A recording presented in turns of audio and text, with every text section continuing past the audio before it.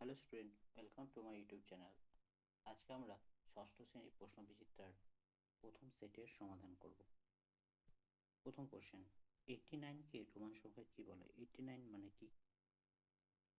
89 মানে হচ্ছে 50 plus 10 plus 10 plus 10 plus 9। তাহলে আমরা জানি 50কে আমরা লিখতে পারি এল, 10কে এক্স, আবার 10কে এক্স, নেক্সট 10কে এক্স, আর 9কে 1 আই এক্স। তাহলে এটা হলো L X X X I x.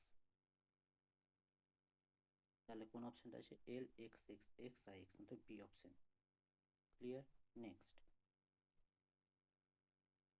1,11,08,041। আমরা কি করে লিখবো? 1,11,08,000 বলেছি, তা 10,000 ঘরে কিছু নাই, 8,000 শতকের ঘরে কিছু নাই, তারপর হচ্ছে 40। তাহলে অ্যান্সার কোনটা হবে?